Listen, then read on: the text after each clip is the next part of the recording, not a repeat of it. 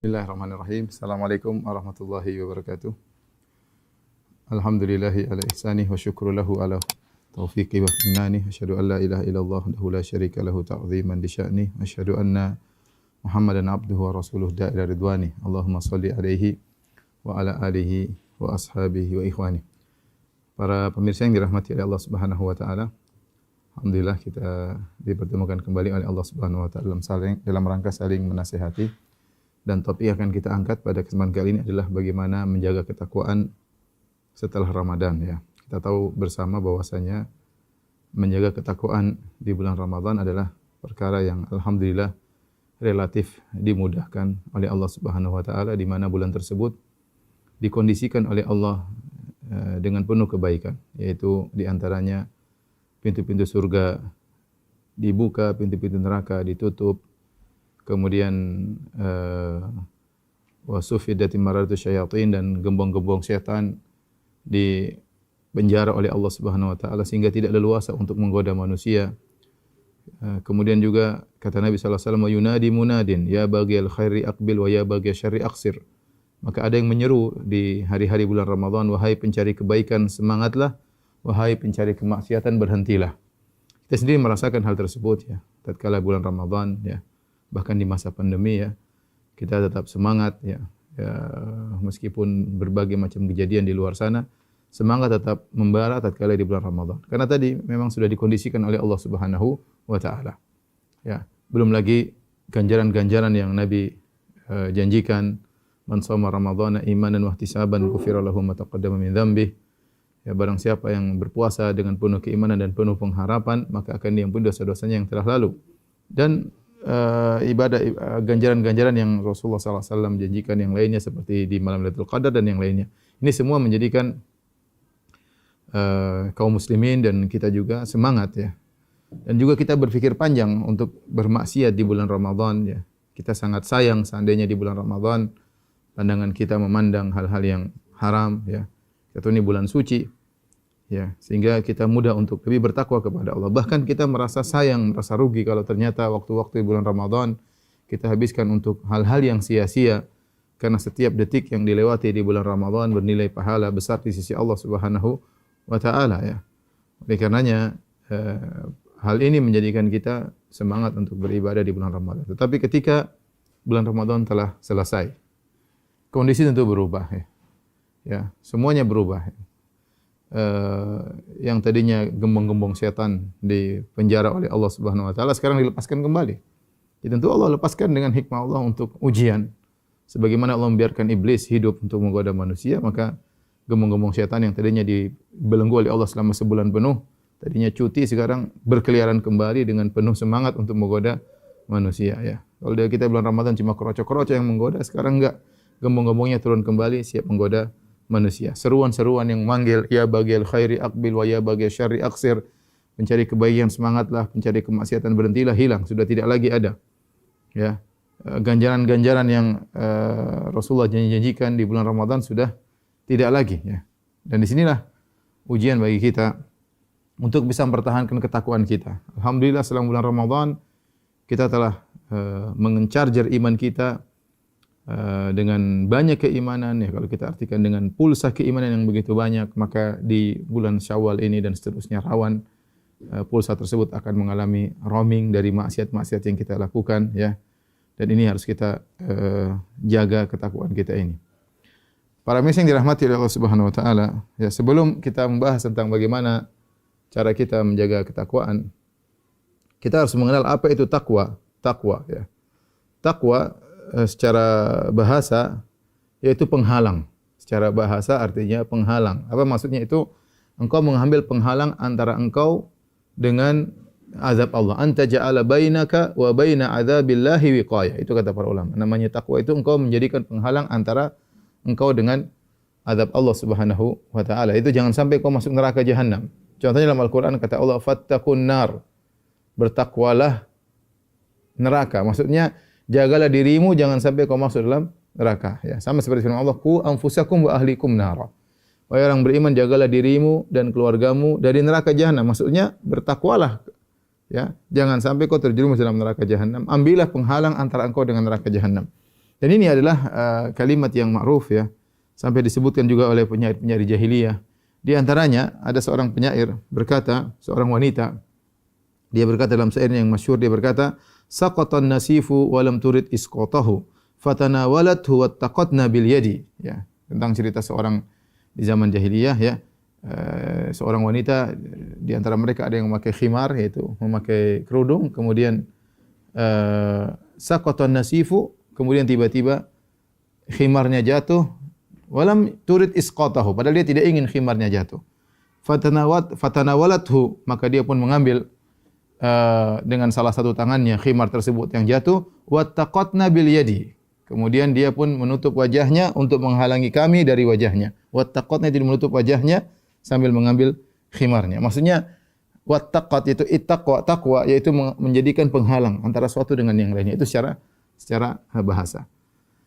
Oleh karenanya tatkala kita berbicara takwa secara spesifik, takwa artinya meninggalkan kemaksiatan. Karena kalau kita melakukan kemaksiatan berarti kita menghilangkan penghalang antara kita dengan neraka. Kita mudah terjerumus dalam neraka jahanam. Ya. Berkata seorang penyair tentang takwa, dia berkata, "Khallidz dzunuba saghiraha wa kabiraha dzaka tuqa wasna kamashin fawqal ardi syaukin yahdharu ma yara."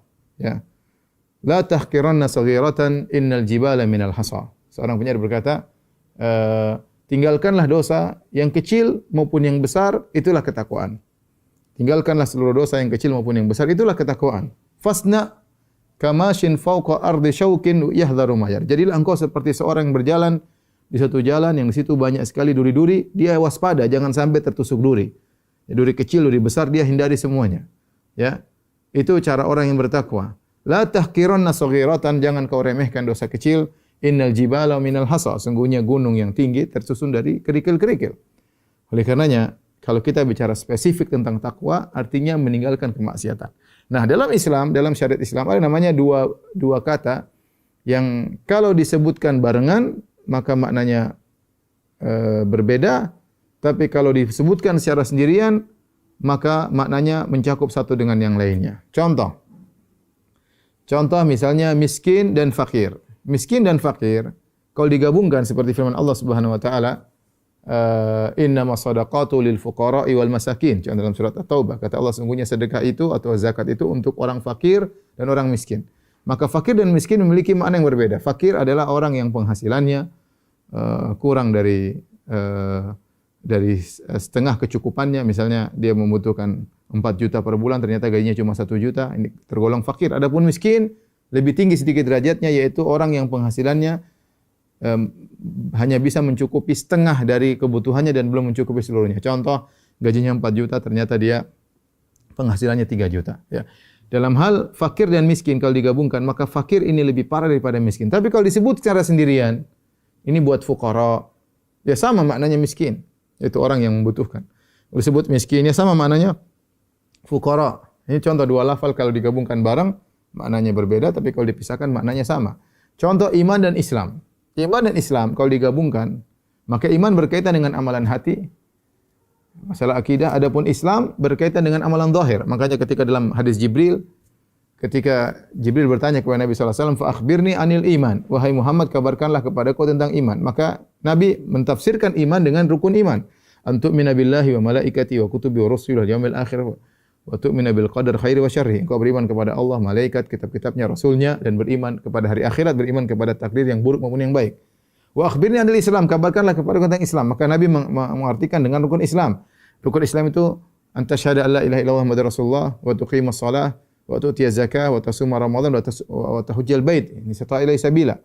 Yaitu namanya rukun Islam adalah syahadatain, kemudian salat, kemudian zakat, kemudian puasa, ini haji. Menjalankan haji. Nah, ini contoh. Namun ketika Islam dan iman dipisahkan, iman ya Islam, Islam ya iman. Apa kaitannya dengan takwa? Takwa terkadang digabungkan dengan albir. Contoh kata Allah Subhanahu wa taala, "Wa ta'awanu 'alal birri wa taqwa, wa la ta'awanu 'alal ismi wal 'udwan." Janganlah kalian saling tolong-menolong kalian dalam kebaikan dan ketakwaan. Dan janganlah kalian saling menolong dalam dosa dan kemaksiatan. Perhatikan di sini ya. Kata Allah Subhanahu wa taala, wa ta'awanu 'alal birri wat taqwa. Ya.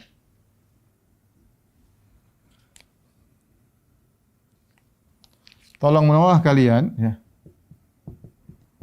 Tolong menolonglah kalian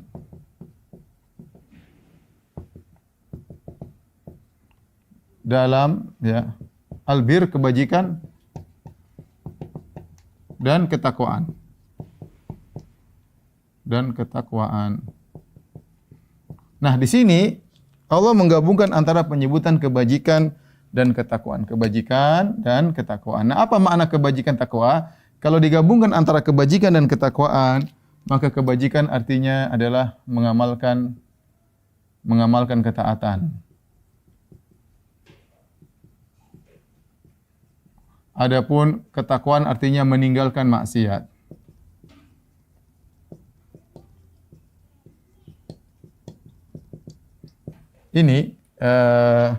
Ini contoh ketakwaan digabungkan dengan kebajikan. Jika digabungkan maka maknanya sendiri-sendiri. Tapi kalau disebutkan sendiri-sendiri, maka, ya, maka takwa sama dengan kebajikan.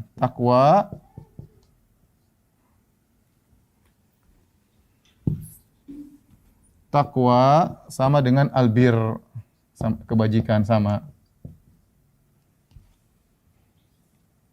Ini salah satu kaidah, ya. Contoh dalam Al-Qur'an, takwa misalnya anittaqullah. Dalam Al-Qur'an banyak Allah berfirman anittaqullah atau ittaqullah haqqa tuqatih, ya. Ini sering kita dengar, ya ayyuhalladzina amanu taqullah haqqa tuqatih. Bertakwalah yang dengan takwa sesungguhnya. Takwa sini berarti mencakup kebajikan, menjalankan ketaatan, meninggalkan maksiat. Contoh albir, contohnya firman Allah Subhanahu wa taala, laisal birra an tuwallu wujuhakum. Dan seterusnya. Nah, di sini perhatikan, at-taqwa disebut secara sendirian, namun maknanya mencakup meninggalkan maksiat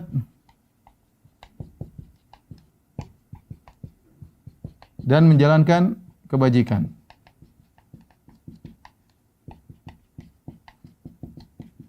Sama albir di sini disebut secara sendirian, albir, laisal bir, ya.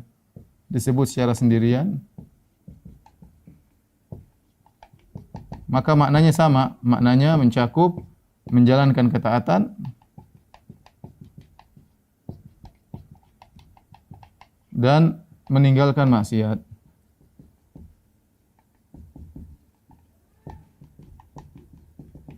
Namun kalau antum bertanya tentang asal makna daripada takwa, takwa artinya penghalang, yaitu meninggalkan maksiat. Asalnya adalah meninggalkan maksiat. Taib, para mirsa yang dirahmati oleh Allah Subhanahu wa taala. Jadi inilah yang maksud ketakwaan, ya.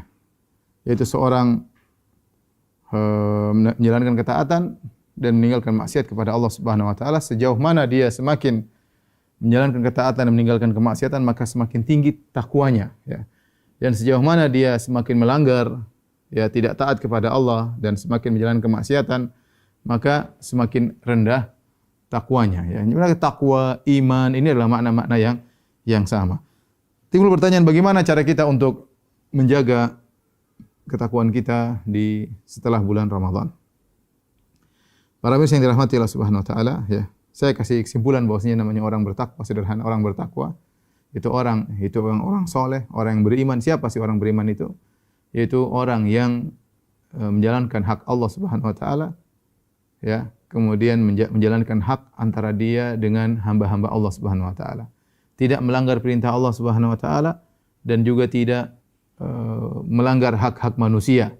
Itulah orang yang bertakwa. Kalau kita ingin cek kita bertakwa atau tidak, maka periksalah diri kita. Saya bagaimana terhadap Allah Subhanahu wa taala? Sudahkah salat 5 waktu saya kerjakan? Ya, sudahkah puasa saya kerjakan? Sudahkah haji saya kerjakan, ya? Berkaitan dengan maksiat, sudahkah saya menjaga pandangan saya? Sudahkah saya menjaga pendengaran saya? Sudahkah saya menjaga lisan saya? Ya, ini berkaitan dengan hak Allah. Sekarang berkaitan dengan hak manusia. Sudahkah saya menunaikan hak orang tua saya? Sudahkah saya menunaikan hak suami saya? Sudahkah saya menunaikan hak anak-anak saya, kakak dan adik saya? Sudahkah saya tunaikan? Bagaimana hubungan saya dengan mereka? Terus, adakah saya melakukan pelanggaran terhadap hak mereka? Adakah saya makan haram dari uang mereka? Adakah saya menjatuhkan harga diri mereka? Adakah saya melukai dan menyakiti hati mereka? Ini, kalau orang sudah melakukan demikian, maka dia bertakwa. Saya mau kasih sederhana saja. Ya, rumus sederhana orang bertakwa itu apa sih? Terus kalau pertanyaan, siapa orang bertakwa? Ya, siapa orang bertakwa?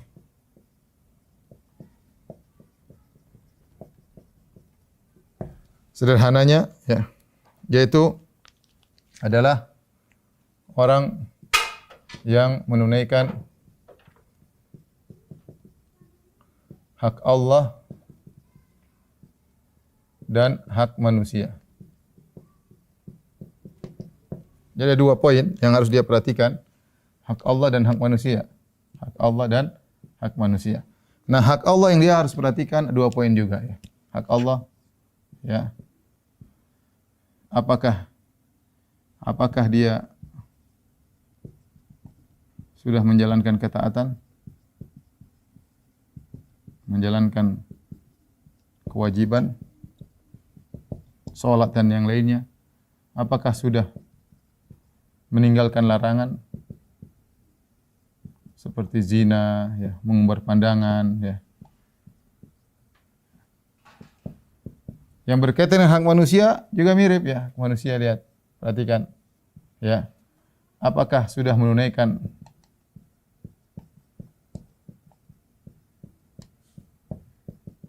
hak ibunya, orang tuanya, ortunya, ya, suaminya, istrinya, istri, anak-anak, ya. Kemudian kakak adik, kemudian tetangga, hak-hak orang dekat dia sudah tunaikan belum? Kemudian berkaitan dengan yaitu tidak menzalimi orang lain.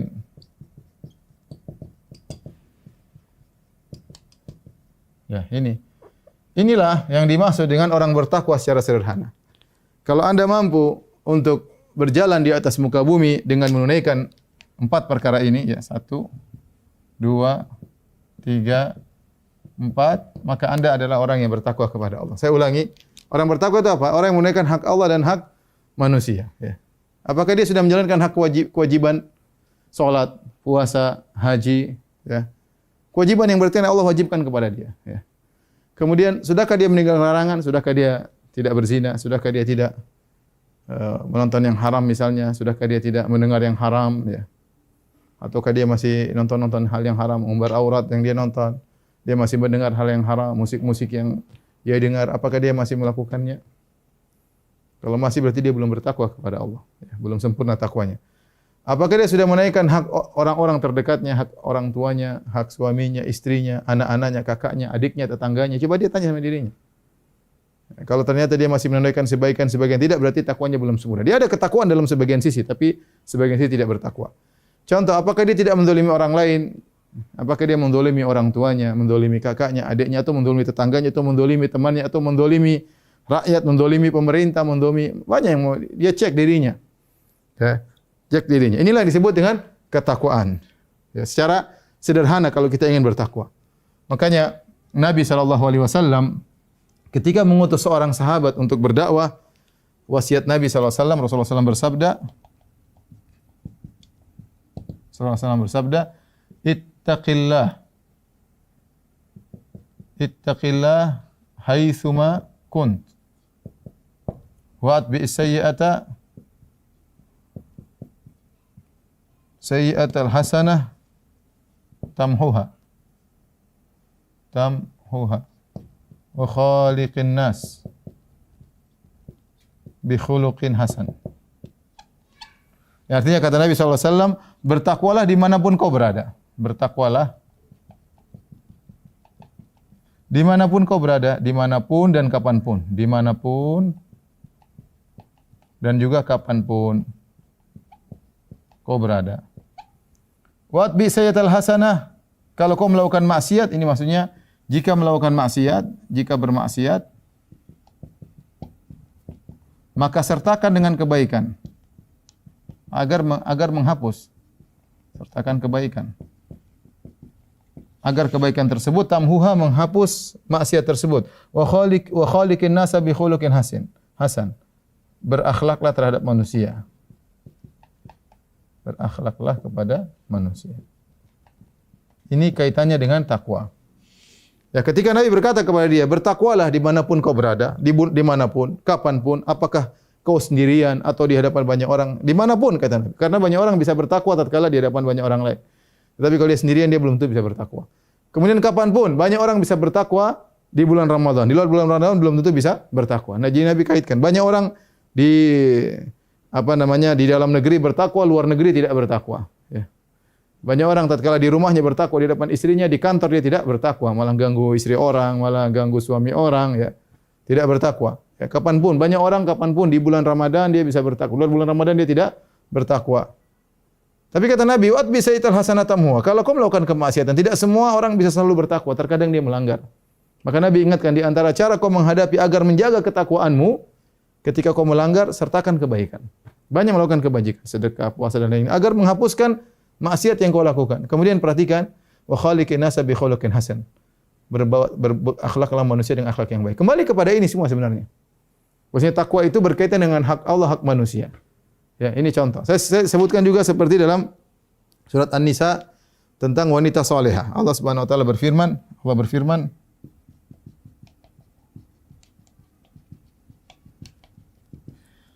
"Fas-salihat", ini ibu-ibu tolong perhatikan ya. Qanitat hafizatun lil ghaib.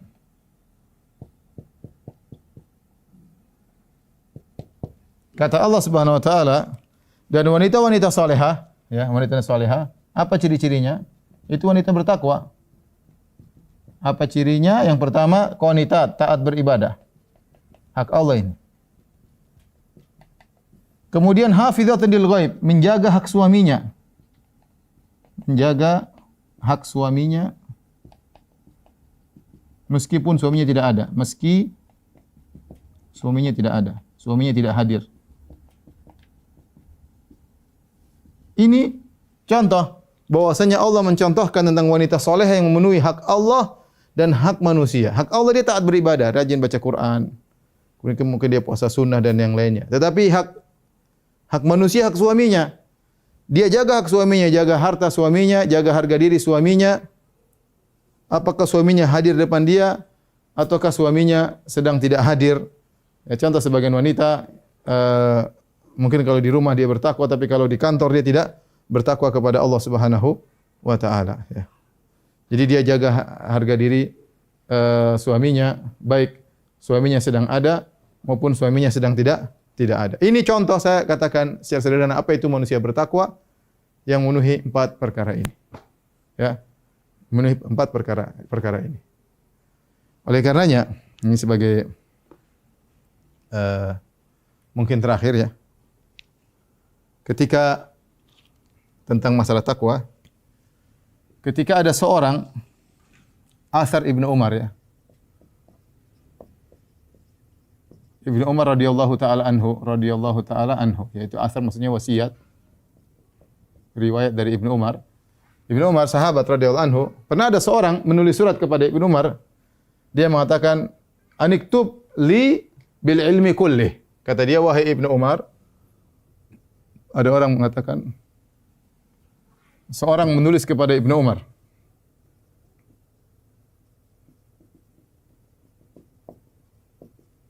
kepada beliau, tulislah untukku seluruh ilmu. Ya. Susah mau tulis seluruh ilmu. Ya. Ilmu banyak, gimana mau ditulis seluruhnya? Ya. Saya mau tulis ilmu banyak sekali. Maka apa jawaban Ibnu Umar? Ya. Radhiyallahu anhu, dia mengatakan, "Innal ilma katsir." Ibnu Umar menjawab,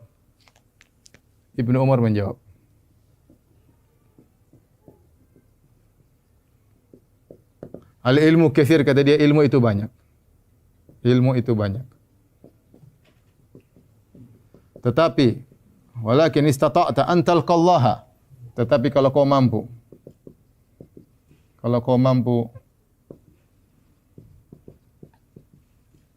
bertemu Allah, ya, dalam kondisi khafifaz dhahar, dalam kondisi punggung yang ringan, itu beban yang ringan. Ya, beban yang ringan maksudnya ya tidak melukai seorang pun. Kemudian kata Ibnu Umar, khafifadh dhahar, kemudian min dima'in nas, khamisal batan, perut kosong. Perut kosong maksudnya dari makanan haram.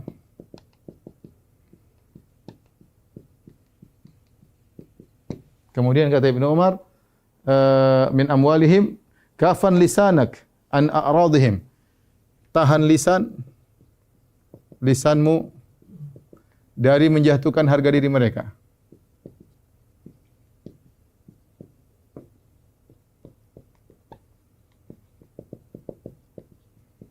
Mereka, kemudian kata Ibnu Umar, yang terakhir adalah laziman li amri jama'atihim faf'al. Melazimi jamaah mereka, maka lakukanlah. Ini saya rasa subhanallah nasihat yang paling penting buat saya juga dan buat pada para mirsa yang dirahmati Allah Subhanahu wa taala. Asar ini diriwayatkan dalam Syiar A'lam Nubala jilid 3 halaman 222. Saya ulangi, Ibnu Umar ditanya, "Wahai Ibnu Umar, tuliskanlah wasiat kepadaku seluruh ilmu." Siapa mau tulis ilmu seluruhnya? Ilmu begitu luas. Ya, kata Ibnu Umar, "Al-ilmu katsir." Ilmu itu banyak. Walakin in istata'ta an talqahu. Tapi kalau kau mampu bertemu Allah dalam kondisi khafifadh dhahar, yaitu punggungmu ringan, ya beban yang ringan yang pertama, ya. Yaitu tidak melakukan min dima'il muslimin, kau tidak mukul orang, kau tidak menumpahkan darah kaum muslimin, ya, ini yang pertama. Kemudian kata khamisal batan, perutmu kosong, itu kau tidak makan harta haram, kau tidak mengambil harta orang, ya, kau tidak merampas harta orang, kau tidak korupsi, tidak mencuri harta orang, ya, tidak menipu orang dengan mengambil harta mereka yang haram. Kafar lisanak, yaitu yang ketiga kau jaga lisanmu, tidak menjatuhkan harga, tidak menuduh orang tidak, ya, tidak menceritakan keburukan orang yang tidak, ya. Tahan lisanmu menjatuhkan harga dirimu dari mereka. Kemudian yang keempat, melazimi jamaah, laziman amra jamaatim, melazimi jamaah mereka, tidak kemudian memberontak, terjadi pembunuhan dan yang lainnya. Sudahlah, bersabar dengan apa yang terjadi, faf'al, maka lakukanlah. Ini kalau saya boleh katakan inilah sama kesimpulan dari ketakwaan. Nah, kita sebagai kaum muslimin kalau ingin bertakwa baik di Ramadan maupun setelah Ramadan, perhatikan hal ini. Selama bulan Syawal sampai kita meninggal dunia, jangan sampai kita menumpahkan darah kaum muslimin. Jangan sampai kita menyebabkan tertumpahnya darah kaum muslimin. Apakah dengan secara langsung kita mengangkat senjata, mengangkat pedang, melukai orang, memukulin orang, atau kita sebagai provokator memprovokasi terjadi sehingga terjadinya tertumpah darah muslim. Karena awwalu ma yuqda yaumal qiyamah fid dima. Kata Nabi SAW, yang pertama kali akan disidang oleh Allah pada hari kiamat masalah darah. Ya, maka hati-hati. Justru alhamdulillah kalau setahu saya para dokter justru menyelamatkan orang. Orang terluka, orang yang dalam kondisi sekarat dan yang lainnya, orang terkena penyakit. Ya, tapi jangan sampai sebaliknya. Ingat, kita menumpahkan darah kaum muslimin bisa secara langsung, bisa bukan secara langsung, tapi secara sebab. Dengan apa? Provokasi kita. Dengan ikut menyebarkan berita yang tidak benar, hati-hati. Yang kedua, kalau bisa khamisal batan min amwalim, perut kosong, ketemu Allah, jangan sampai kita makan harta yang haram. Sedikit pun jangan. Antum sebagai dokter jangan sampai nipu orang. Ya, saya ingatkan, dokter kemudian bikin obat yang mahal-mahal, ternyata tidak. Itu namanya nipu orang. Harusnya obat ada yang lebih bagus atau yang lebih pas. Kemudian antum kasih resep harga obat yang mahal karena sudah kerjasama dengan detailer dan yang lainnya. Kita harus bertakwa kepada Allah, hati-hati. Kalau kita kerjasama dengan detailer ternyata memang harganya oke dengan yang lain, nggak ada masalah. Tapi yang jadi masalah kita tahu ada obat yang lebih bagus, kemudian kita sengaja menjual obat lebih mahal agar kita makan harta orang, ini bahaya. Ya, Apalagi yang kerja di pemerintahan, orang-orang kemudian korupsi, innalillah. Dia makan harta rakyat, rakyat sudah bayar pajak setengah mati, dikejar-kejar pajak. Kemudian korupsi untuk kepentingan pribadinya, untuk menyenangkan anak istrinya bisa berjalan-jalan di luar negeri. Ini mengerikan. Tapi kalau dia ambil harta tersebut dengan takwa kepada Allah, disalurkan sesuai yang tempatnya, betapa banyak pahala yang dia dapatkan. Tapi kalau sebaliknya, musibah pada hari kiamat kelak. Perutnya penuh dengan harta yang haram. Kemudian kafal lisanak. Kata Nabi kata Ibnu Umar, kafal lisanak, jaga lisan. Sekarang zaman semua orang hobi komentar, semua orang hobi kritik, terkadang kritik dibangun di atas data yang tidak valid, di atas hoax dan yang lainnya, hati-hati. Seorang berhati-hati dalam berkomentar, dalam kritik, apalagi yang berkaitan dengan masalah umat, membuat opini yang tidak benar, hati-hati. Ya. Yang terakhir, kata Ibnu Umar, melazimi jamaah kaum muslimin, yaitu jangan memberontak keluar dari pemerintahan sehingga terjadi kekacauan. Ya. Kemudian menyuruhkan orang untuk memberontak sehingga orang darah bertumpahan di jalanan, dan ini bahaya. Jangan sampai kita menjadi penyebar fitnah, ya. Kita ingin mengingkari kemungkaran, tapi ternyata yang timbul kemungkaran lebih besar, dan ini hisabnya panjang pada hari kiamat kelak. Maka seorang waspada, dia jaga ketakwaannya kepada Allah Subhanahu wa taala. Ini secara sederhana definisi takwa, seorang berusaha untuk mengamalkannya. Adapun bagaimana cara kita menjaga kiat jaga ketakwaan setelah bulan Ramadan sampai bertemu bulan Ramadan berikutnya, maka banyak hal saya sampaikan sederhana. Di antaranya yang pertama, menjalankan ibadah-ibadah yang sudah kita lazimi selama bulan Ramadan, jangan ditinggalkan seluruhnya. Ingat kata Nabi sallallahu alaihi wasallam, "Habbul a'mali ila Allah adwamuha wa inqal." Amalan yang paling dicintai oleh Allah adalah yang paling berkesinambungan meskipun sedikit, yang paling berkesinambungan meskipun apa? Sedikit. Ya, jadi puasa jangan lupa, jangan kita tinggalkan. Kita ada puasa Senin Kemis, ada kita puasa 3 hari, minimal 3 hari. Dan puasa 3 hari ini kalau bisa ayyamul bid 13, 14, 15 tatkala bulan-bulan purnama, atau bebas mau kapan saja. Terserah, bebas mau puasa 3 hari sebulan, wasiyamu thalathati ayyam min kulli syahr kasiyamid dahr. Puasa 3 hari setiap bulan seperti puasa selama setahun. Kalau setiap bulan kita bertahan kontinu 3 hari, alhamdulillah mudah. Wanita maupun ikhwan, laki-laki bisa, wanita bisa 3 hari dalam sebulan, tidak banyak-banyak. Kalau mampu lebih daripada itu, puasa Senin Kemis hingga 8 hari dalam sebulan lebih baik. Tapi kalau 3 hari paling tidak minimal, karena al-hasan tu bi asyri amsalihah, kebaikan dilipat gandakan 10 kali lipat. Yang penting continue. Yang penting continue. Saya tidak suruh kemudian puasa Daud, ya berat. Puasa Daud berat, sehari berbuka, sehari puasa, sehari berbuka, sehari puasa. Tidak gampang. Ya, ada yang lebih ringan, ya, adalah puasa 3 hari dalam sebulan, ya. Kemudian di antaranya yang penting continue, di antaranya salat malam. Salat malam, alhamdulillah selama musim Ramadan kita bisa salat malam setengah jam, bisa 1 jam. Pas Ramadan selesai, jangan kita tinggalkan, kita cerai itu salat malam, ya. Banyak orang langsung menceraikan salat malam di malam takbiran. Langsung sudah tidak salat malam. Padahal kemarin malam 30, kemarin malam 29 dia masih menangis, masih salat malam setengah jam, 1 jam. Begitu malam takbiran, dia sudah tidak salat malam, ya. Seharusnya dia tetap salat malam. Ya, meskipun mungkin tidak sebanyak di bulan Ramadan, ya, karena Ramadan bulan spesial, tapi paling tidak continue. Saya tidak minta kita bertahan setiap hari 1 jam, mungkin kita enggak mampu. Ya saya 1/4 jam enggak ada masalah, 10 menit enggak ada masalah, 5 menit enggak ada masalah, yang penting salat malam continue, ya. Ya, mungkin tidak bisa tiap hari, enggak jadi masalah tidak tiap hari, yang penting ada kita salat malam dalam sepekan berapa kali kita continue, dan itu sangat dicintai oleh Allah Subhanahu wa taala. Baca Quran. Ya, kalau kita Ramadan mungkin kita bisa khatam 2 kali, 3 kali, ya. Sebagian orang sampai 4 kali, 5 kali. Ya, sebagian cuma sekali, ya. Ya, kita setelah Ramadan jangan sampai kemudian Quran kita tutup, kita taruh dipajang lagi kemudian berdebu dan tidak kita buka kecuali Ramadan berikutnya. Ini salah. Tetap kita baca Quran, ya, karena kita perlu continue iman kita, ketakwaan kita. Quran inilah yang memberi peringatan kepada kita. Kemudian di antara cara kita terus bertakwa, taklim, jangan lupa pengajian. Manusia ini tempatnya lupa. Tempatnya di dalam dirinya ada nafsun ammaratun bisu, ya, yang jiwa yang menyuruh dia untuk melakukan kemaksiatan. Kalau enggak ada yang mengingatkan, maka dia akan lalai. Perlu dia bikin pengajian seminggu sekali, ya, paling tidak. Saya tidak suruh pengajian tiap hari, enggak. Masing-masing kita punya kesibukan.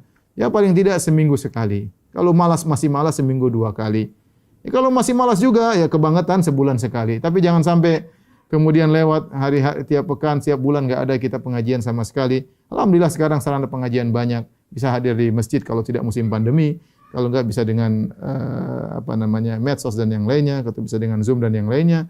Ini sarana kita saling mengingatkan, yang mendapat manfaat yang berpembicara maupun yang pendengar, ya. Karena manusia watawasau bil haq watawasau bis sabar, saling berwasiat untuk melakukan kebajikan dan saling berwasiat untuk bersabar. Ini di antara sarana kita untuk bisa menjaga ketakwaan. Dan paling penting juga di antaranya adalah komunitas, ya. Kita punya komunitas, alhamdulillah, komunitas yang baik. Ya, komunitas yang buat kita turun iman, kita left aja, enggak usah ragu-ragu, ya. Kalau kita punya komunitas, ya, grup-grup WhatsApp yang itu membantu diri kita manfaat dunia atau akhirat, maka pertahankan. Tapi kalau ternyata menjadikan iman kita hancur lebur, ya, maka jangan kita spekulasi. Kita hidup cuma sekali, ya.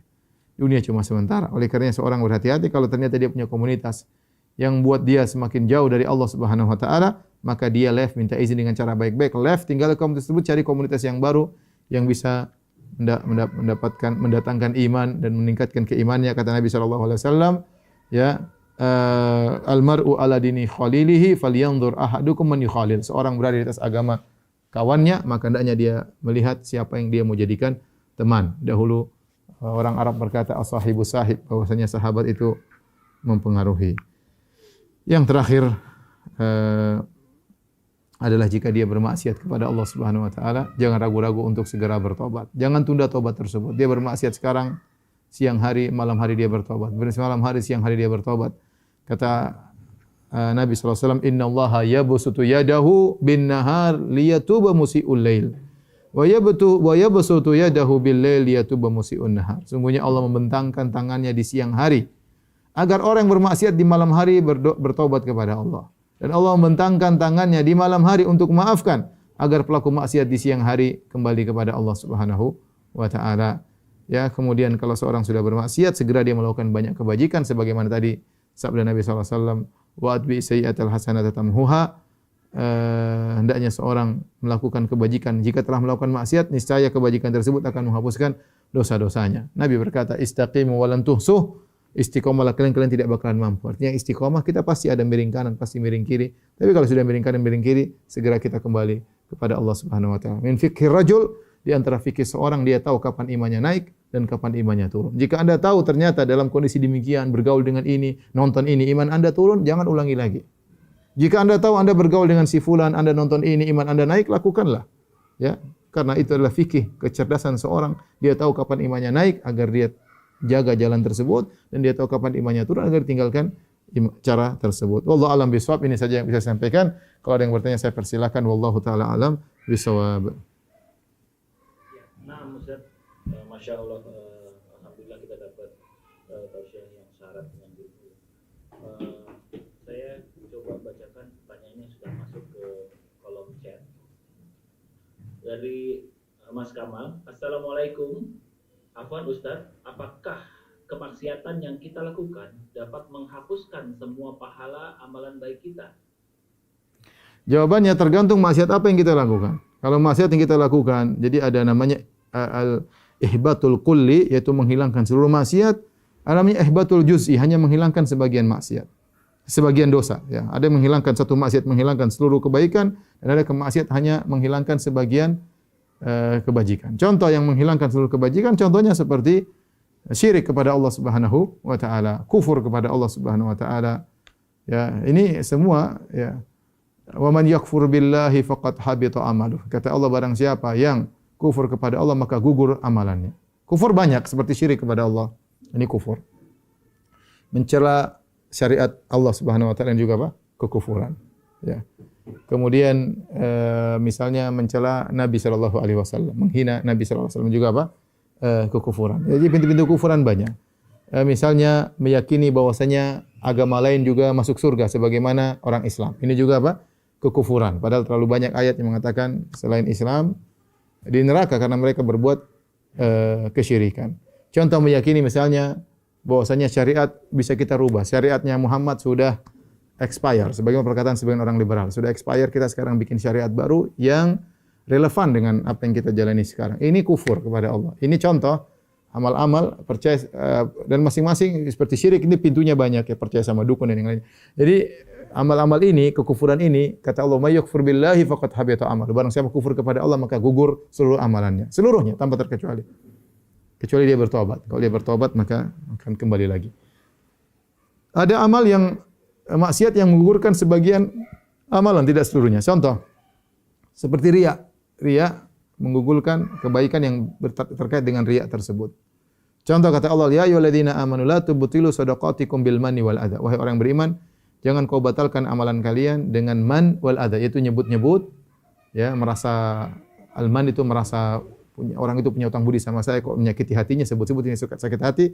Jadi kalau kita sumbang orang, misalnya kita kasih sedekah 1 juta, kemudian kita ceritain ke orang sehingga kita merasa oke, ente itu di bawah anak punya hutang budi sama anak, terus kita nyebut-nyebut, dia tersinggung, maka sedekah kita 1 juta hilang. Jadi berkaitan dengan sebagian amal saleh yang gugur. Contoh juga Nabi SAW mengatakan, man taraka salatal asar faqad habita amaluh. Barang siapa meninggalkan salat asar maka gugur amalannya. Ada yang mengatakan maksudnya gugur amalan dia sehari itu. Ada khilaf di kalangan para ulama. Tapi intinya ada sebagian maksiat yang menggugurkan seluruh amalan, ada maksiat yang menggugurkan sebagian amalan. Wallahu a'lam bishawab. Masya Allah. Berikutnya, Ana ini ada titipan pertanyaan dari pengurus salah satu DKM masjid yang agak galau ya, mengenai bahwa sholat jamaah di masjid di masa pandemi.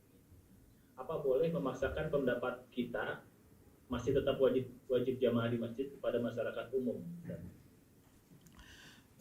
Kita hanya bisa menyampaikan pendapat, namanya pendapat yang itu ijtihadiyah, perkara yang tidak pasti. Kecuali sekarang ada turun ayat dari Allah, wajib kalian ke masjid meskipun pandemi, ya kita boleh paksakan. Kenapa? Karena ada ayatnya atau ada hadisnya. Rasulullah mengatakan pada tahun 2020 akan terjadi pandemi, apapun yang terjadi wajib ke masjid, maka kita boleh paksakan. Tapi kalau tidak ada dalil yang seperti itu, maka ini namanya ijtihadiyah. Para ulama ya berbicara tentang masalah hak Allah dengan hak jasad ya. Jika terjadi pertentangan ya pada kebiasaan syariat bahwasanya hak Allah bisa digugurkan demi menyelamatkan jiwa. Ini contoh. Hal ini banyak. Contoh, Allah membolehkan untuk memakan bangkai, makan babi kalau tidak ada makanan yang lain, dan boleh minum khamar kalau tidak ada minuman lain dalam rangka menjaga jasad seseorang jangan sampai meninggal dunia ya. Illa mutturirtum alaih. Kata Allah, hurrimat alaikumul maitatu waddamu wa lahmul khinziri. Allah diharamkan bagi kalian bangkai, kemudian ini, kecuali yang di dalam kondisi darurat, boleh. Contoh lagi misalnya seorang boleh tidak puasa kalau dalam kondisi sakit. Orang sakit, kalau dia puasa dia paksakan bisa puasa, tapi kan sakitnya tambah parah. Maka Allah mengatakan, "Man kana minkum maridhan aw ala safarin fa iddatun min yamin ukhra." Barang siapa yang sakit atau safar, maka tidak usah puasa, enggak ada masalah. Allah gugurkan hak Allah. Nanti puasa di hari lain kata Allah Subhanahu wa taala. Ya. Contoh juga seperti misalnya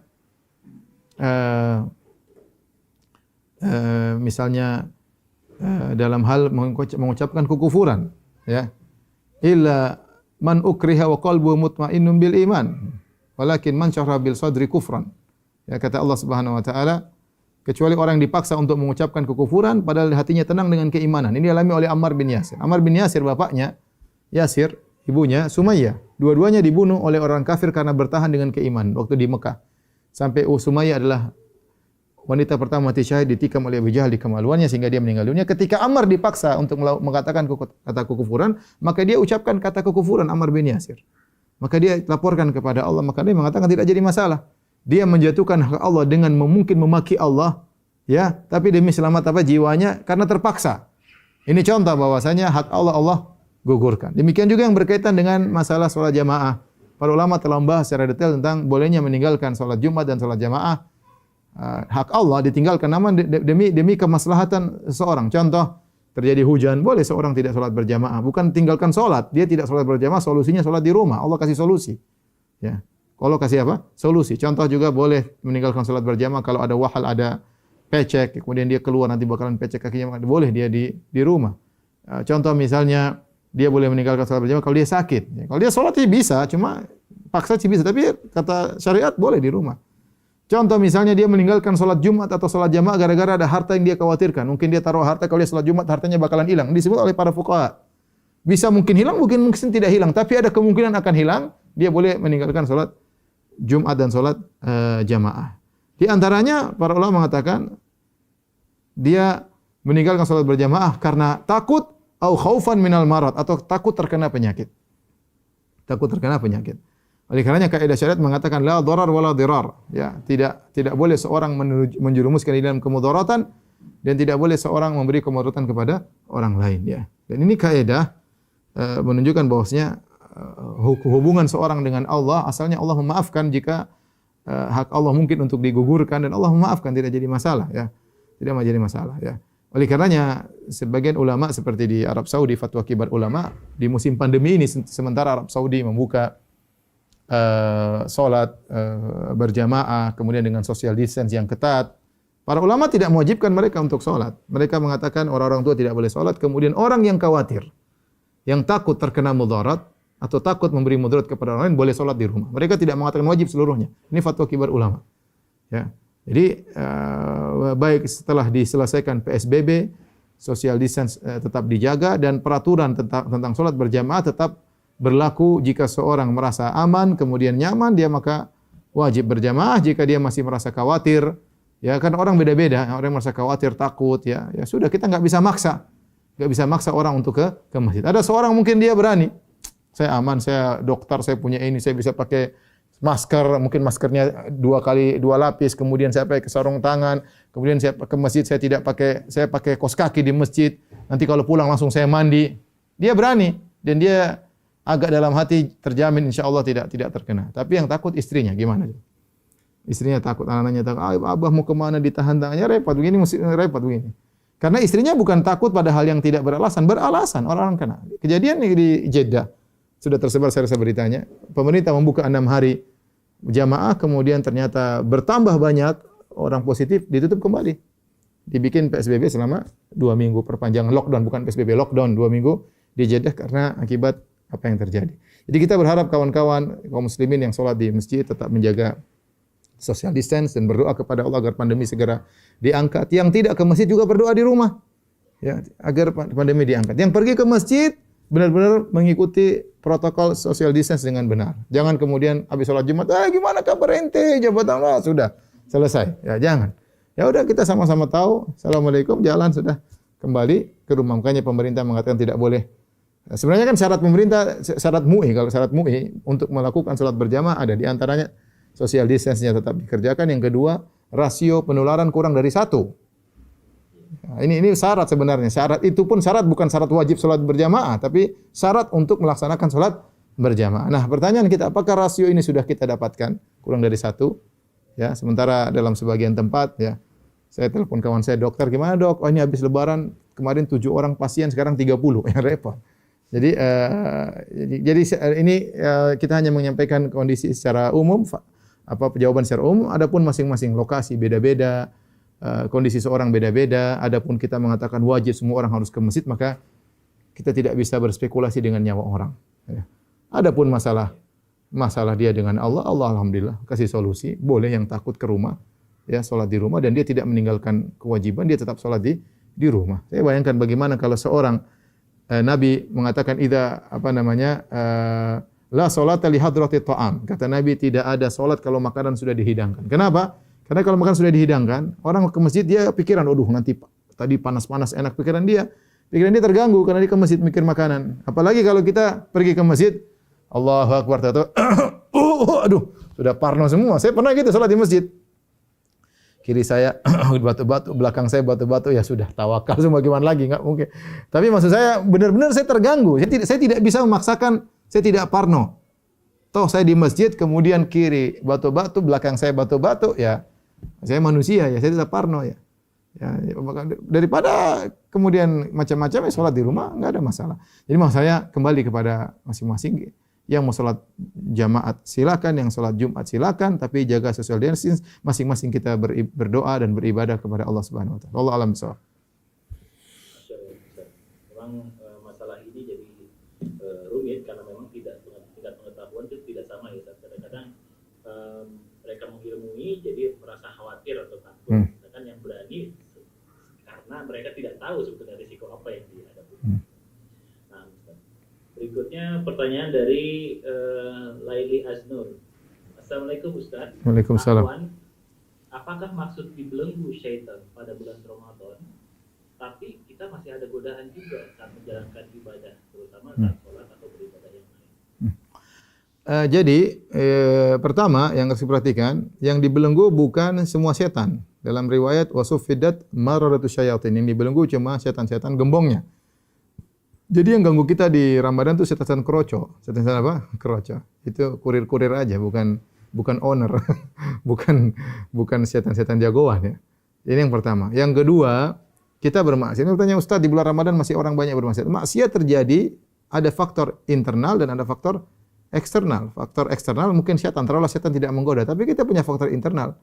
Ammaratun bisu, inna nafsa la ammaratun bisu. Sungguhnya jiwa itu menyeru kepada keburukan. Ada orang yang mungkin jiwanya buruk, sudah 11 bulan latihan sama setan, setannya lagi cuti, dia sudah terbiasa bermaksiat. Sehingga bisa jadi seorang bermaksiat karena faktor luar godaan setan atau faktor dalam yaitu jiwanya yang dia harus lawan juga ya, karena ini faktor kemaksiatan. Jadi sangat mungkin terjadi maksiat di bulan Ramadan, tapi secara umum maksiat berkurang. Itu secara kita lihat secara jelas, maksiat berkurang. Wallahu a'lam bishawab. Berikutnya pertanyaan dari Dr. Prayang. Bagaimana hukum anak keturunan dari orang tua yang bekerja di bank riba? Apakah ibadah dan ketakwaannya bisa terganggu? Para ulama mengatakan ada dua pendapat. Saya milih pendapat bahwasanya seorang anak ya, selama dia di bawah tanggungan ibunya atau bapaknya yang kemudian memiliki penghasilan yang haram, ya, apakah riba maupun yang lainnya, maka dia boleh menerima dari orang tuanya sekedar kebutuhan hidupnya, makan dan minum yang dia butuhkan. Karena itu kewajiban orang tuanya. Adapun masalah riba yang dilakukan itu urusan orang tua dengan Allah Subhanahu wa taala.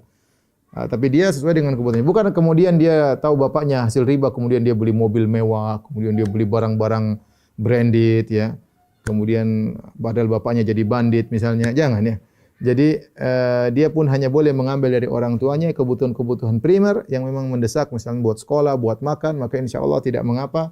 Adapun masalah riba urusan orang tuanya dengan Allah Subhanahu wa taala, sambil dia dakwahi orang tuanya, sambil dia nasihati orang tuanya. Wallahu a'lam bishawab. Ini ada khilaf tapi saya pilih pendapat ini. Insyaallah. Oke, berikutnya pertanyaan dari Hanung Setio Amrullah. Assalamualaikum Ustaz. Waalaikumsalam. Bagaimana hukum seseorang apabila kondisi sedang futur dan ketika ibadah inginnya cepat-cepat? Apakah ibadah tersebut jadi tidak diterima karena tidak ikhlas? Barakallahu fiik Ustaz. Kalau kita bilang tidak diterima, susah ya. Memang namanya ibadah seperti itu. Ada sebagian orang menikmati ibadahnya. Lihat Nabi SAW pada tingkatan dia mengatakan wa ju'ilat qurratu aini fis salat. Allah menjadikan salat sebagai penyejuk hatiku ya. Sampai bagaimana kita lihat misal Abdullah bin Zubair, kalau dia salat maghrib, setelah salat maghrib dia salat sunnah, dia sujud, dia tidak angkat kepalanya dari sujudnya kecuali azan isya. Artinya mereka merasakan kenikmatan. Rasulullah berkata kepada Bilal, "Ya Bilal, arihna bis salat." Wahai Bilal, istirahatkanlah kami dengan salat. Itu Rasulullah ingin menghilangkan kepenatan dengan salat. Kalau sebagian kita sebaliknya, salat bikin capek ya. Salat bikin apa? Capek, bikin lepas dari kepenatan salat ya. Tapi bukan berarti seorang yang kemudian dia seperti itu kemudian ibadahnya tidak diterima. Enggak, dia berusaha melawan. Makanya dikatakan ibadah-ibadah al-ahkam at-taklifiyah, yaitu hukum-hukum yang pembebanan. Kita memang disuruh salat, memang kita ada perlawanan. Makanya Allah mengatakan wa'mur ahlaka bis salati wastabir 'alaiha. Ya, suruhlah saudara keluargamu untuk salat dan bersabarlah. Allah menyuruh sabar untuk salat, berarti salat itu ada godaan untuk malas, untuk tidur, untuk cepat-cepat ya, tapi kita lawan. Perasaan kita berat itu tetap kita lawan, insyaallah dapat pahala. Contohnya Allah mengatakan Rabbus samawati wal ardi wa ma Rabbus samawati wal ardi fa'buduhu wastabir li ibadati. Fa'buduhu wastabir li ibadati. Kata Allah, beribadahlah kepada Allah dan bersabarlah dalam beribadah. Namanya ibadah butuh kesabaran ya. Makanya tatkala orang-orang masuk surga, malaikat mengatakan ya, salamun alaikum bima sabartum. Keselamatan bagi kalian masuk surga karena kesabaran kalian. Sabar dalam beribadah. Ulaika yuzaunal ghurfata bima sabar, dalam surat Al-Furqan. Sungguhnya mereka dimasukkan dalam surga yang tinggi karena kesabaran mereka. Jadi perasaan kita tatkala ingin cepat-cepat kita lawan, jangan cepat-cepat santai. Tetap kita beribadah sesuai aturannya. Tapi setelah itu kita istighfar, astagfirullah.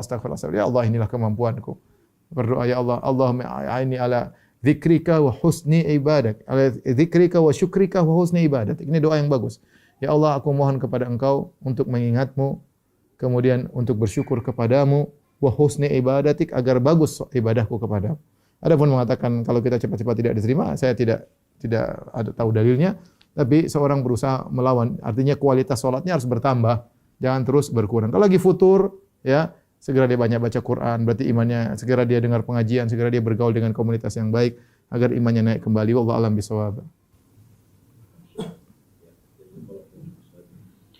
Berikutnya dari Dr. Rio Abu Fatih. Assalamualaikum Ustaz. Waalaikumsalam. Saya ingin bertanya, apakah ketakwaan itu memiliki tingkatan-tingkatan? Atau cukup dengan meninggalkan kemaksiatan saja dan mengerjakan banyak kebajikan saja? Mohon penjelasan. Iya, ketakwaan bertingkat-tingkat, ya. Makanya Allah sebutkan dalam surat Fatir, kata Allah, "Tsumma awrasnal kitaba alladziina istafaina min ibadina, faminhum dzalimun li nafsi, wa minhum muqtasid, wa minhum sabiqun bil khairati bi idznillah." Kata Allah, kemudian kami wariskan Al-Qur'an kepada hamba-hamba kami, ya, yang kami pilih di antara mereka dzalimun li nafsi. Dzalimun li nafsi itu orang yang dia bertakwa, takwanya kurang daripada yang seharusnya. Dia masih sholat tapi dia masih melakukan kemaksiatan. Dia melakukan kebajikan tapi dia masih melakukan keharaman. Zalim, dia melakukan kemaksiatan. Ini tingkatan yang paling rendah. Ya, tapi Allah masih menggolongkan dia sebagai orang bertakwa sehingga Allah masukkan dalam surga. Yang kedua, muqtasid. Muqtasid yang tengah-tengah yang tadi. Enggak canggih-canggih juga, kalau sedekah juga sedikit-sedikit. Tidak, kemudian kalau salat pun seadanya, tidak salat malam, tidak salat qobliyah ba'diyah, yang penting wajib dia kerjakan. Yang sunnah mungkin dia tidak kerjakan, yang penting maksiat dia tinggalkan. Makruh mungkin dia lewat, ya. Ini kan makruh masih enggak apa-apa, ya. Ini namanya muqtasid, ya, yang seadanya, yang memenuhi standar paling minimal. Kemudian sabiqun bil khairat. Orang berlomba-lomba, dia tidak mencukupkan dengan wajib aja, yang sunnah dia kerjakan. Dia tidak hanya meninggalkan yang haram, bahkan yang makruh dia tinggalkan. Bahkan sebagian yang mubah yang boleh ditinggalkan dalam rangka untuk bertakwa kepada Allah. Setelah itu Allah mengatakan jannatu adnin yadkhulunaha. Mereka semua ini masuk dalam surga. Ini contoh bahwasanya ketakwaan bertingkat-tingkat. Ya, Allah mengatakan juga dalam hamba-hambanya, Allah mengatakan khalatu amalan salihan. Ya. Asallahu ayatuba alaihim. Allah sebutkan tentang orang bertakwa, setelah itu Allah mengatakan wa akharuna atarafu bidzunubihim. Ada sekelompok orang yang mengakui dosa-dosa mereka. Ini bertakwa tapi melakukan dosa. Khalatu amalan salihan, ya. Wa akhara sayyi'a. Dia menggabungkan antara amal soleh dengan kemaksiatan. Asallahu ayatuba alaihim. Semoga Allah menerima taubat mereka. Oleh karenanya di akhirat pun demikian, ada golongan yang dia masuk surga dengan mampir dulu di neraka. Ini dia takwa tapi takwanya di bawah standar sehingga dia banyak dosanya sehingga masuk neraka dulu. Ada yang dihisab, ya, dihisab ini, dan ada yang masuk surga tanpa hisab, yang takwanya tinggi. Maka seorang, ya, punya cita-cita yang tinggi, jangan cuma sekedar takwa yang standar, tapi dia berusaha kalau ada rezeki dia sedekah, ada waktu dia salat sunnah, ada waktu dia berzikir, baca Quran, punya target dan yang lainnya, masing-masing berdoa kepada Allah agar ditambah ketakwaan oleh Allah Subhanahu wa taala, ya. Makanya Nabi di antara doa Nabi, Allahumma as'alukal huda wat tuqa wal afafa wal ghina. Ya Allah, mohon kepada Engkau petunjuk, tambahan petunjuk, wat tuqa, tambahan takwa. Tuqa artinya takwa. Wal afafa wal ghina, ya. Allah alam bisawab. Berikutnya dari Dr. Mayang Sari. Assalamualaikum Ustaz. Apakah semua jenis kemaksiatan bisa terhapus dengan kebaikan? Bagaimana dengan dosa syirik dan dosa besar lainnya? Sebagian ulama mengatakan bahwasanya jika seorang ingin bertobat, ya, kita dokter tahu lah, kita kalau punya penyakit cari obat yang pas, yang bisa gugurkan penyakit tersebut. Ya, makanya kalau kita misalnya sebagian ulama mengatakan jika orang dosanya memandang maksiat, mungkin dia hobi nonton yang haram-haram, hobi lihat film-film terbuka aurat wanita misalnya, maka dia tobatnya dengan memandang yang baik-baik, sering baca Quran. Ya, sering melihat yang seperti itu. Jadi kaitannya dengan pandangan misalnya. Seorang yang mungkin terjerumus dengan dalam zina, dia bertobat kepada Allah, dia bertobat, dia tinggalkan, kemudian melakukan kebaikan apa? Kebaikan dia nikah, dia perhatian sama istrinya, benar-benar dia jaga kemaluannya, dia tidak ganggu-ganggu orang lain, benar-benar dia, ini contoh, maksudnya ini menghapuskan dosa apa? Zina. Mungkin dia dosanya minum khamar, maka dia bertobat kepada Allah, kemudian dia fokus untuk makan yang halal. Dia tidak sembarangan, dia hati-hati. Jadi seakan-akan seperti itu. Kalau syirik kepada Allah, tobatnya dengan bertobat kemudian memfokuskan tauhidnya. Dia belajar tauhid kepada Allah agar dosa-dosanya semua terhapuskan. Jadi ini pendapat sebagian ulama bahwasanya masing-masing dosa itu punya obat yang manjur, yang yang merupakan lawan dari dosa tersebut. Wallahu a'lam bishawab. Berikutnya pertanyaan yang menarik dari Dr. Beria Demarza ini. Bismillah, ingin bertanya tentang hadis sesungguhnya iman akan kembali ke kota Madinah sebagaimana ular akan kembali ke sarangnya. Bagaimana derajat hadis ini Ustaz? Lalu bisakah kita memakai kaidah hadis ini untuk memotivasi agar mengambil ilmu dari alumni-alumni Madinah atau mengambil ilmu dari majelis-majelis ilmu yang ada di Masjid Nabawi agar tidak salah belajar atau berguru karena banyaknya ustaz-ustaz sekarang di negeri kita Indonesia. Barakallahu fikum. Benar, innal iman la ya'rizu ilal madinah kama ya'rizul hayyah ila juhriha atau kama qala Nabi sallallahu alaihi wasallam. Hadis sahih dalam Sahih Bukhari ya.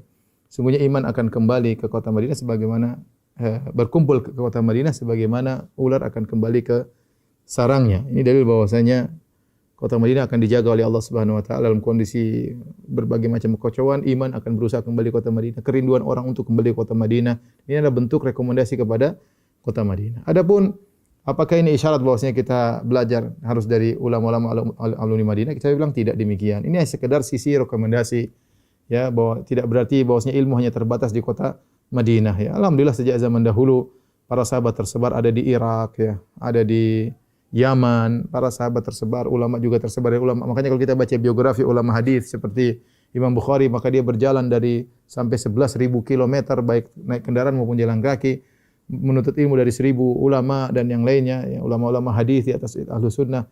Sebenarnya kita tidak harus, kita kalau ada ulama yang kita tahu, ada ustadz yang kita tahu belajarnya runut, kemudian standarisasinya ada, misalnya dia lulusan ini, kemudian jelas ya, itu lebih baik tentunya. Kita hendaknya selektif dalam menuntut ilmu. Tapi bukan berarti hanya yang lulusan Madinah yang harus kita menuntut ilmu. Ada ulama yang mungkin cuma dipelajari Indonesia, tidak sampai ke luar negeri. Ada yang mungkin dari Yaman, ada yang mungkin dari Mesir, ada yang mungkin dari mana. Tapi yang penting kita tahu standarisasi bahwasanya ustadz yang mau kita ambil ilmu, dia berbicara dengan dalil, bukan dengan logika, bukan dengan perasaan, bukan dengan hawa nafsu, tapi dengan dalil ya. Kalau kita, dan ini bisa kita kata orang ini terbiasa dengan dalil. Orang satunya enggak, yang ngumpat, kemudian misalnya enggak. Kita selektif. Kalau kita belajar ilmu dunia saja kita selektif, mau kita kuliah kita selektif, apalagi agama. Makanya Ibnu Sirin mengatakan, inna hadzal ilma dinun fanzuru amman ta'khuduna dinakum. Ilmu itu adalah agama, maka lihatlah dari mana kau ambil agamamu. Imam Syafi'i mengatakan, raditu malikan hujjatan baini wa bainallah. Aku ridha Imam Malik guruku sebagai hujjah antara aku dengan Allah Subhanahu wa taala. Orang tidak boleh sembarang menuntut ilmu ya. Kita bersahabat dengan semua kaum muslimin ya. Tetapi kalau ilmu agama ada orang-orang spesial yang ahli dalam bidangnya ya. Jangan kita nuntut ilmu agama dari pedagang misalnya. Ini pedagang, jangan bicara masalah agama. Kalau bicara bisnis jangan campur adukan antara bisnis dengan agama. Akhirnya dan bicara dengan misalnya atau belajar di mana, ini belajar dari mana, mana silsilah belajarnya. Mungkin dia orator, pandai berorasi, mungkin dia retorikanya indah, tapi lihat substansinya. Dan yang jadi masalah masyarakat banyak tidak lihat substansi, tapi pada kelezatan kajian tersebut. Kajian seakan-akan sebagai hiburan, mungkin berisi banyak tertawa dan yang lainnya, atau bicara politik maki-maki sana maki sini, dia senang. Jadi sesuai dengan yang dia sukai. Padahal kita kalau ngaji harusnya cari yang substansinya benar, barometernya benar atau tidak. Kita kalau belajar kimia kan harus tahu kimia begini, unsur-unsurnya begini misalnya, atau belajar fisika rumus-rumusnya jelas, sumbernya dari mana, maksud saya ilmiah. Agama pun demikian. Agama jelas Al-Qur'an, Sunnah, perkataan para ulama, sumbernya jelas, kesimpulannya jelas. Oke. Kalau biasakan cari ustadz yang demikian. Kalau enggak ya kita cari yang lebih karena kalau tidak, dan ini banyak terjadi, sebagian orang belajar asal sembarang dia belajar. Akhirnya dia banyak merevisi. Banyak ilmu yang masuk kepada di benaknya ternyata keliru. Akhirnya nanya lagi, Ustaz ini salah. Oh ini salah. Waduh, harus direvisi nih. Repot. Umur kita terbatas. Kalau tahu ada ustaz yang ahli di bidang masing-masing, ada ustaz yang pakar dalam akidah misalnya, pakar dalam fikih, pakar dalam muamalah, pakar. Ya sudah kita belajar, ambil dari ahlinya. Ya, fas'alu ahla dzikri in kuntum la ta'lamun. Bertanya kepada ahlinya jika kalian tidak mengetahui. Saya rasa ini pertanyaan terakhir. Ya. Boleh? Atau masih ada? Mungkin masih banyak sebetulnya sih. Oh, masih banyak. Jangan banyak-banyak. Dua lagi. Satu lagi alhamdulillah, satu lagi alhamdulillah. Ya, silakan. Ya. Dua lagi deh Ustaz ya. Oke, boleh dua lagi, boleh ya. Yang pertama, pertanyaan dari seorang istri Ustaz. Mau nanya bagaimana cara membuat suami untuk sholat, karena karena suami saya tidak pernah sholat, tapi kelakuannya selama ini saya tidak pernah mendengar hal-hal yang negatif. Itu harus ya kan masing-masing tahu tentang kelemahan suaminya. Jadi maksud saya, ya tinggal gimana cara merayu suaminya, kemudian kasih janji-janji tertentu, garis servicing mungkin yang terbaik. Kita rayu dengan dunia dulu, seperti itu. Dunia kemudian tertarik, kemudian nanti kalau kamu sholat saya masakin ini misalnya apa kayak nanti pelan-pelan atau Mas atau coba temani saya Mas, saya pingin Mas doain saya dalam sholat. Kadang-kadang begitu. Kadang-kadang kita bilang saya pingin kamu doain saya dalam sholat. Saya pingin didoakan oleh suamiku. Saya bahagia kalau suamiku doain saya.